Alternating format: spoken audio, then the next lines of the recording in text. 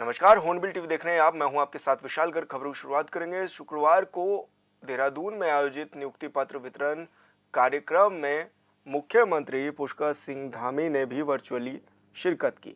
कार्यक्रम को वर्चुअली संबोधित भी मुख्यमंत्री पुष्कर सिंह धामी ने किया और शुभकामनाएं देते हुए कहा कि पूरी ईमानदारी और समर्पण के साथ अपनी नई भूमिका निभाएं। इस दौरान कार्यक्रम में कैबिनेट मंत्री प्रेमचंद अग्रवाल, सतपाल महाराज समेत राज्य सभा सांसद नरेश बंसल भी मौजूद रहे।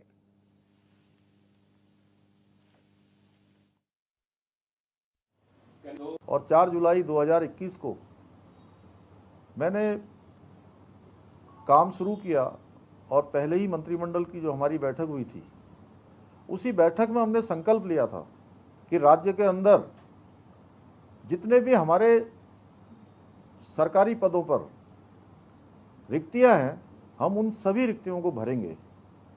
और मुझे ये बताते हुए आप सबको खुशी हो रही है कि भी आदरणीय प्रेमचंद अग्रवाल जी ने बताया कि पिछले 3 वर्षों में, इस कालखंड में, आज आप लोगों को 1094 को इसमें ऐड कर दिया जाए तो 17,000 से अधिक नौकरियां बिल्कुल पारदर्शी तरीके से देने का कार्य हुआ है।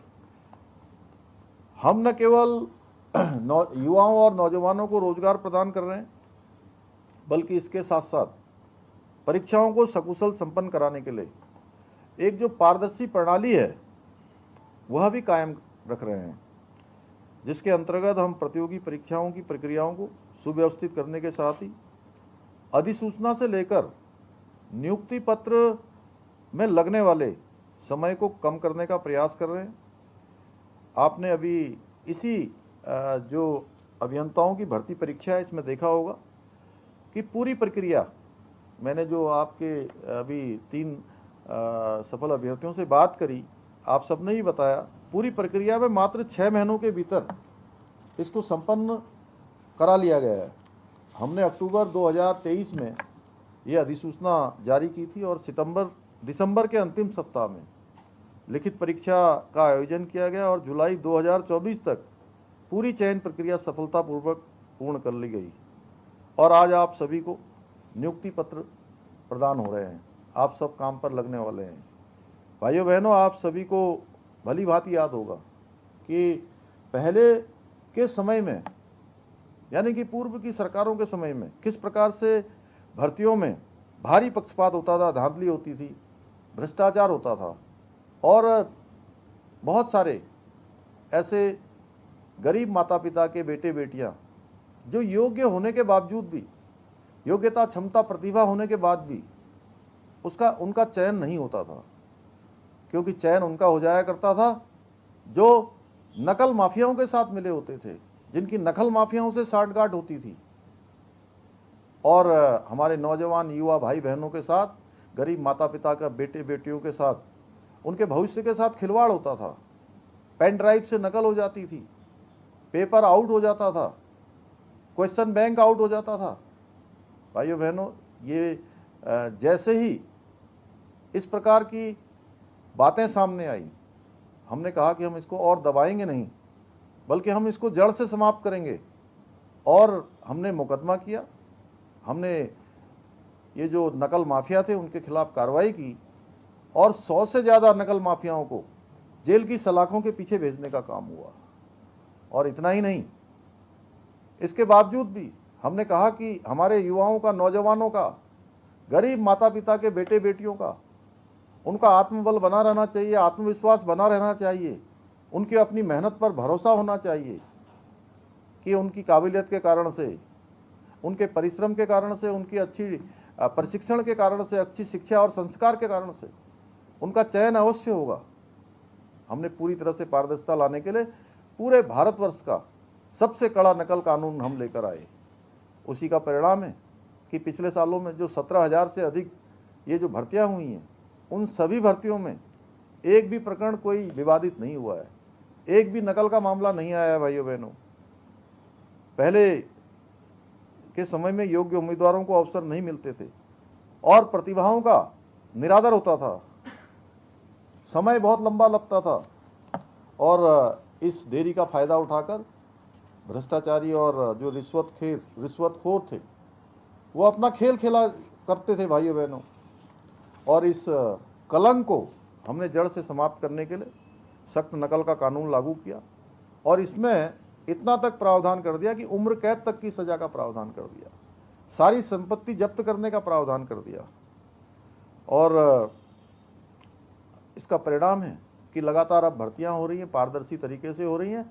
और मैं आज आप समेत हमारे प्रदेश के सभी नौजवान युवा भाई बहनों को ये विश्वास दिलाना चाहता हूं कि आने वाले समय में भी कोई भी अब नकल माफिया हमारे युवाओं के साथ, हमारे भाई बहनों के साथ खिलवाड़ नहीं कर सकेगा। भाइयों बहनों, आप सभी सौभाग्यशाली हैं कि आप सब देवभूमि में अपनी सेवा के लिए भगवान ने आपको जो है तैयार किया है। किसी का जन्म यहाँ होगा, किसी का अगर जन्म नहीं भी हुआ होगा तो उसको कर्म करने का अवसर देवभूमि में मिल रहा है, जिससे निश्चित रूप से आप ऐसे प्रदेश में सेवा का मौका आपको मिल रहा है जिसमें आपकी और राज्य की जो सफलता है उसकी असीम संभावनाएं हैं। आप भर्ती प्रक्रिया में जिस पारदर्शिता और रफ्तार को देख रहे हैं, जिस प्रकार से कम समय के अंदर भर्ती परीक्षाएं संपन्न हो रही हैं, वो सरकार के हर काम में दिख रहा है। हमने आदरणीय प्रधानमंत्री जी ने जो देश के अंदर एक नया वर्क कल्चर आदरणीय प्रधानमंत्री जी के नेतृत्व में देश के अंदर शुरू हुआ है, उस वर्क कल्चर को उत्तराखंड के अंदर भी लाना है। और वो वर्क कल्चर की हम शुरुआत कर रहे हैं भाइयों बहनों। कुछ उसमें विलंब हो सकता है, कुछ त्रुटियां हो सकती हैं, कुछ कमियां हो सकती हैं, लेकिन धीरे धीरे वो विस्तार रूप लेगा, ये हमको पूरा भरोसा है। हम सब के संकल्प के कारण से, हम सब की एक रूपता के कारण से हम निश्चित रूप से अपने गंतव्य तक पहुंचेंगे। और हमारे प्रधानमंत्री आदरणीय मोदी जी ने जो बाबा केदार की पवित्र धरती से कहा था कि 21वीं सदी का तीसरा दशक उत्तराखंड का दशक होगा। प्रदेश में बढ़ते महिला अपराध की घटनाओं को लेकर महिला कांग्रेस प्रदर्शन करने जा रही है और ऐसे में मुख्यमंत्री आवास पर कूच करने जा रही है। प्रदेश अध्यक्ष महिला कांग्रेस ज्योति रौतेला ने बताया है, लगातार महिलाओं के ऊपर अत्याचार, दुराचार और बलात्कार की घटनाएं बढ़ रही हैं। बता दें कि इस प्रदर्शन में पूर्व मुख्यमंत्री हरीश रावत और प्रदेश अध्यक्ष करण महाराज समेत तमाम नेता शामिल होने वाले हैं।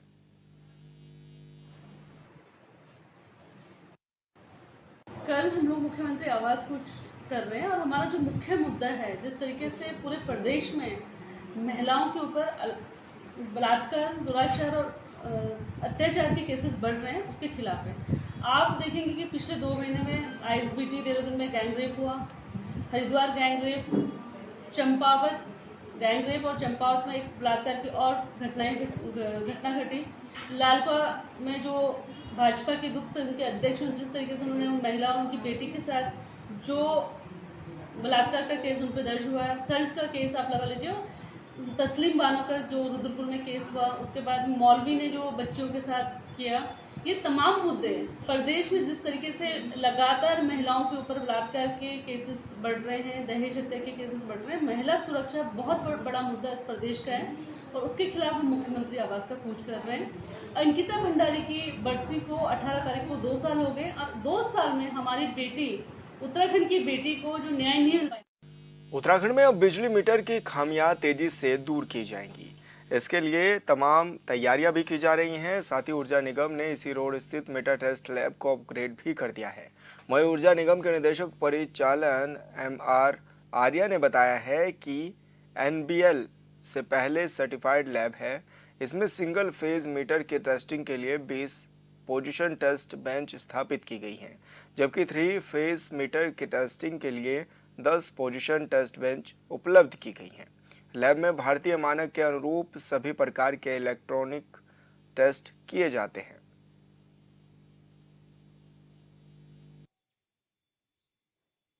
मैं इसमें ये हमारे 2 लैब हैं, एक हल्द्वानी में और एक देहरादून में हमने कर रखा है। ये लैब हमने अपग्रेड किया, इसे NAPL सर्टिफिकेशन से ये हमने अपग्रेड कर रखा है। इसमें जो हमारे मीटर टेस्ट होंगे, पर्टिकुलर सोलर के लिए भी हमें ज़रूरत पड़ी इसकी, सोलर और अन्य उपभोक्ताओं के लिए, इसमें हमने इसमें जो लैब बनी है हमारी, उसमें हम पर डे 40 से 50 मीटर टेस्ट करते हैं और ये NABL हैं और ये जो सर्टिफिकेट मिलता है ये 100% ओके होता है। पहले भी सही था लेकिन बट हमारे कुछ ओम्बड्समैन ने इसे माना नहीं, तब हमने इसे NABL लगाया। तो उसमें हम अभी 20 मीटर तो हम सिंगल फेज के टेस्ट कर रहे हैं और 10 मीटर 3 फेज के टेस्ट कर रहे हैं। एक फेज वाइज करते रहते हैं हम लोग। इसमें 2 शिफ्ट चलाएंगे, सुबह और शाम रात 10 बजे तक। उत्तराखंड में दंगों को रोकने और नुकसान की भरपाई करने के लिए राज्य सरकार राज्य क्षति वसूली अध्यादेश 2024 लेकर आई है, जिसको राज्यपाल ने मंजूरी भी दे दी है। अब यह कानून राज्य में लागू होगा और इसी को लेकर बीजेपी के प्रदेश प्रवक्ता हनी पाठक की प्रतिक्रिया सामने आई है। उन्होंने कहा है कि यह बहुत ही हर्ष का विषय है, क्योंकि सीएम धामी ने अब तक जो भी वादे किए हैं उनको धरातल पर उतारने का काम किया है। चाहे नकल विरोधी कानून हो, धर्मांतरण कानून हो, इन्हीं की तर्ज पर नकल विरोधी कानून को भी लाया गया था और जो भी अब देवभूमि में दंगे की मंशा रखने वाले लोग हैं उनके मन में भी खौफ पैदा हो जाएगा।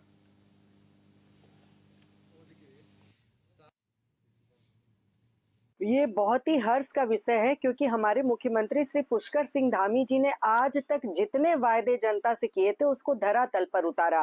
नकल विरोधी कानून, महिलाओं को 30% क्षैतिज आरक्षण देना हो, धर्मांतरण का कानून हो, ऐसे अनेकों कानून है। उसी के तहत इन्होंने एक दंगा विरोधी एक्ट लाने की बात करी थी, तो उसको अब राज्यपाल की संस्तुति मिल गई है, अब ये पारित हो रहा है। तो ये बहुत ही हर्ष का विषय है और ये दंगा करने वाले हमारे उत्तराखंड में देवभूमि में शांत प्रिय वातावरण में जो दंगा करने वाले लोग हैं उनके मन में एक खौफ का काम करेगा। जो सरकारी संपत्तियों को ध्वस्त करते थे, खत्म करते थे, उसकी भरपाई अब उन्हीं के पैसे से करी जाएगी, तो इससे उनके मन में। बद्रीनाथ केदारनाथ मंदिर समिति मुख्य कार्याधिकारी विजय प्रसाद ने चारधाम यात्रा की व्यवस्थाओं का निरीक्षण किया है। इस दौरान उन्होंने मंदिर समिति के नवनिर्मित हो रहे रावल पुजारी आवास कार्यालय, भोग मंडी कर्मचारी आवास का निरीक्षण किया और निर्माण कार्यों को भी देखा है। इसके बाद केदारनाथ धाम में मंदिर समिति कर्मचारी अधिकारियों के साथ बैठक कर मुख्य कार्याधिकारी ने जरूरी दिशा निर्देश भी दिए हैं।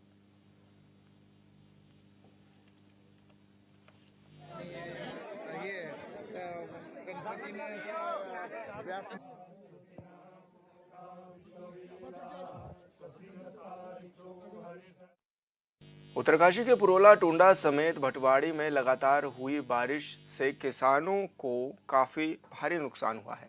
किसानों की खेती में खड़ी धान की फसल पूरी तरह से बर्बाद हो गई है।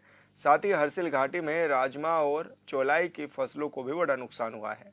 ग्रामीणों का कहना है कि पहले इस समय तक राजमा पक कर तैयार हो जाती थी, लेकिन इस बार बारिश की वजह से राजमा की बेलों पर अब तक फूल नहीं आए हैं और अब कुछ ही दिनों में ठंड भी पड़ने वाली है और ऐसे में फसल पूरी तरह बर्बाद हो जाएगी। बार जो है बेमौसम बारिश ने जो है हमारे जो उपला टकनौर के क्षेत्र में है, जो सेब और सेब के साथ जो हमारे आजकल जो राजमा फसल होती है उसको जो हम सितंबर के लास्ट माह में जो उस फसल को जो निकालते हैं, लेकिन इस बार जो है सितंबर के माह में जो है राजमा में जो है फ्लोरिंग हो रही है, जिससे जो इस बार जो इसके भारी बारिश हुई उससे हमारी जो जितनी भी नकदी फसल है उसमें हमारे चावल हो गया, मतलब धान की खेती हो गई, चौलाई हो गई, राजमा हो गई, और जो हमारे अन्य जो मतलब जैसे उपला टकनौर में हम जाए तो और जो सेब की हुआ है वो भी काफ़ी मतलब नीचे और मतलब झड़े हैं, मतलब तो उसको काफ़ी नुकसान आया है, जिससे किसान बिल्कुल अपने आप को असहाय महसूस कर रहे हैं। मेरी सरकार से निवेदन है कि जो भी मतलब बेमौसमी बारिश बहुत ज़्यादा उत्तरकाशी में हुआ और अभी जब धान की फसल जो है कटने पर आ गई, काश्तकार जो है धान पक गया और लोग जो है अपने खेतों को देख रहे थे कि लेकिन इतनी ज़्यादा बारिश हुई कि धान पूरा जो है उससे जो है ख़राब हो गया और काश्तकार बहुत चिंतित है। नुकसान काफ़ी काश्तकारों को नुकसान हुआ। तो इस समय जो है मौसम बिल्कुल जो है करवट ले रहा है। इस समय बरसात का सीज़न है, जबकि सावन का महीना ख़त्म हो गया, भादों वाला महीना भी ख़त्म हो गया और अब जो है जिसको कहते हैं कि असूज का महीना जो हमारे हिंदी भाषा में है वो आ गया, लेकिन अभी भी जो है बारिश की जो है बहुत बड़ी स्थिति ख़राब है। तो काश्तकारों को तो नुकसान काफ़ी हुआ इस समय। काफ़ी हमारी जो सेब की फसल तो आ गई, लेकिन जैसे राजमा है, धान है, इनकी फसलें जो है चौपट। हरबटपुर बस अड्डे को जल्द ही नई सौगात मिलने वाली है, जिससे आने वाले समय में यात्रियों को सुगम और वातानुकूलित यात्रा का लाभ मिल सकेगा। साथ ही इससे यहां नए रोजगार के संसाधन भी उपलब्ध हो सकेंगे। साथ ही जाम के झाम से भी निजात मिलेगी।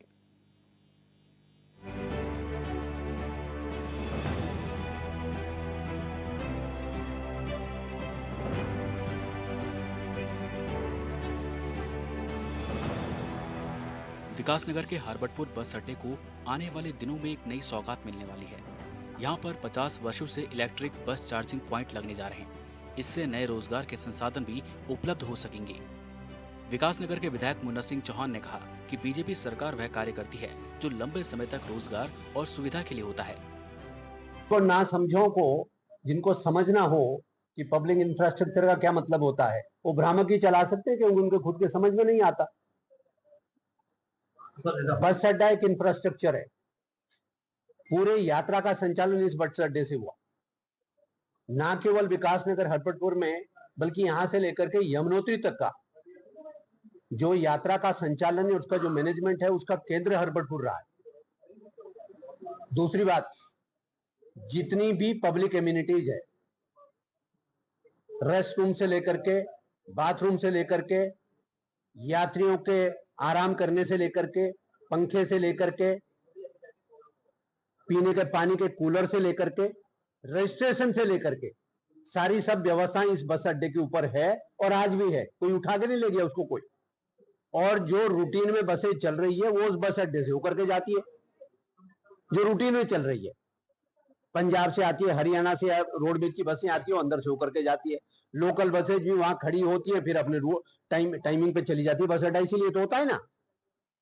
या वहां बसें खड़ी करा करके, बसों की लाइन खड़ी करा करके रोज उसकी आरती उतारूं क्या?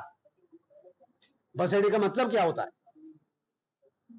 कि जो ऑपरेटर्स हैं, जो बसें हैं, जो संचालक है, जो कंडक्टर्स हैं, जो ड्राइवर्स हैं, जिस दौरान वो प्रतीक्षा करते हैं, उस दौरान उनको सुविधाएं मिले। वो टॉयलेट जा सके, वो पानी पी सके, वो पंखे के नीचे आराम से बैठ करके इंतजार कर सके, यात्री वहां बैठ करके इंतजार कर सके बस के आने का। इसीलिए तो बस अड्डा होता है। वो सारी सुविधाएं वहां मौजूद है। और बस अड्डे पे और क्या होता है? बाकी आने वाले दिनों में ये एक फ्यूचरिस्टिक प्लान है। हम चीजों को आने वाले 10, 20, 30 वर्षों को ध्यान में रख करके चीजें करते हैं। किसी के कहने से छुटभैयागिरी की बयानबाजी करने के लिए नहीं। फ्यूचरिस्टिक प्लान है, उसको हम फ्यूचर में एक इलेक्ट्रिकल व्हीकल का चार्जिंग स्टेशन के रूप में भी डाल रहे हैं। 50 वर्षों का चार्जिंग टावर हम वहां पर लगाने जा रहे हैं। विकासनगर के क्षेत्रवासियों को बीते साल हरबटपुर बस अड्डे के रूप में एक सौगात मिली थी, जिसका फायदा इस वर्ष शुरू हुई चारधाम यात्रा के दौरान बने पड़ाव के रूप में देखने को मिली, जहां न केवल चारधाम यात्रियों के ठहरने, खाने आदि की व्यापक व्यवस्था देखने को मिली, बल्कि यहां से यात्रा का सफल संचालन भी हो सका। मौजूदा समय में रोजाना इस मार्ग से आवागमन करने वाले उत्तराखंड परिवहन निगम की 50 से अधिक बसें यहीं रुककर अपने गंतव्य को प्रस्थान करेंगी। इससे यात्रियों की यात्रा सुगम तो हुई है, साथ ही इन बसों का संचालन करने वाले बस कंडक्टर, ड्राइवर को भी राहत मिली है। सर, एक तो एक्चुअल में क्या है कि यहाँ पर दूर दूर तो कोई बस स्टैंड नहीं था। यहाँ पर स्टैंड बनने से सवारी को काफी राहत मिली है यहाँ पर। और दूसरा यह है कि साफ सफाई अच्छी है, सुविधा पानी पुनी पीने के लिए, टॉयलेट लेडीज के लिए मेन प्रॉब्लम थी, वो सुविधा हो गई उनसे। और बाकी टॉयलेट महिला जाती हैं, पानी साफ सुथरा पानी मिल जाता है। बाकी इसमें धीरे धीरे करके सवारी को पता लग रहा है कि बस स्टैंड से गाड़ी होकर जाती है, तो इसीलिए सवारी आ रही है यहाँ पर। लाभ की दृष्टि से देखा है तो बस अड्डा कितना महत्वपूर्ण है? महत्वपूर्ण तो क्यों नहीं है कि देखो यहाँ पर कोई सवारी को मालूम नहीं था कहाँ पर गाड़ी रुकती है। बहुत सी बाहर की सवारी आती है और बस स्टैंड बनने से सवारी यहीं पे आ जाती है, तो यहीं से सवारी गाड़ी में बैठ जाती है सवारी। चालक परिचालक को राहत मिली होगी। चालक परिचालक को बिल्कुल रास्ते में जगह नहीं है, इतनी छोटी सड़क नहीं है यहाँ पर कि जो गाड़ी रुक सके। बस स्टैंड पर गाड़ी रोक भी सकते हैं, 5-7 मिनट के लिए गाड़ी मिल जाती है, सवारी को भी काफी आराम मिलता है। बात कीजिए उत्तराखंड परिवहन की, कितनी बसें यहाँ से गुजर रही है? यहाँ पर सुबह से शाम तक कम से कम 70-80 गाड़ियाँ चल जाती हैं यहाँ पर। हरबटपुर बस अड्डे की वजह से शहर में बसों से लगने वाले जाम, दुर्घटना में भी कमी देखने को मिली है। इस बस अड्डे के बनने और यहाँ से बसों का संचालन होने से स्थानीय लोग और दुकानदार भी खुश नजर आ रहे हैं। स्थानीय लोगों का कहना है कि बस सेवानिवृत्त अधिकारी को वहां तैनात किया गया है देखभाल करने के लिए। करोड़ा जी हैं, वो परिवहन विभाग से ही सेवानिवृत्त अधिकारी हैं, उनको वहां तैनात किया गया है। रजिस्ट्रेशन का काम अभी भी यात्रा चल रही है, लेकिन यदि मान लीजिए यात्रा में कोई ट्रैफिक जाम नहीं है, यात्री कोई जबरदस्त रुकने का नहीं, आजकल कम है, बहुत कम जाते हैं, तो सबको हम जबरदस्ती रस्सी से बांध करके कहेंगे तू पहले बस अड्डे रुके रहे 1 घंटा, तभी तेरे को आगे जाने देंगे। ये व्यवस्थाओं का है, हम लोगों को सुविधाएं देने के लिए है, लोगों को परेशान करने के लिए नहीं है।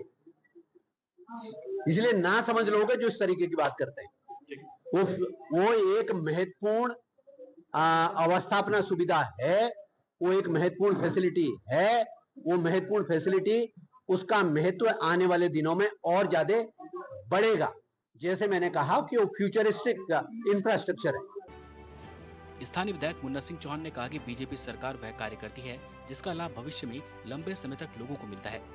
विधायक ने कहा कि हरबटपुर में बना बस अड्डा स्थानीय लोगों के व्यापार के बढ़ावे में तो मददगार साबित होगा ही, साथ ही चारधाम यात्रा समेत अन्य धार्मिक यात्राओं का मुख्य केंद्र भी रहेगा। Bureau report, hornbill TV. और फिलहाल इस बुलेटिन में इतना ही। आप देखते रहिए हॉर्नबिल टीवी। नमस्कार।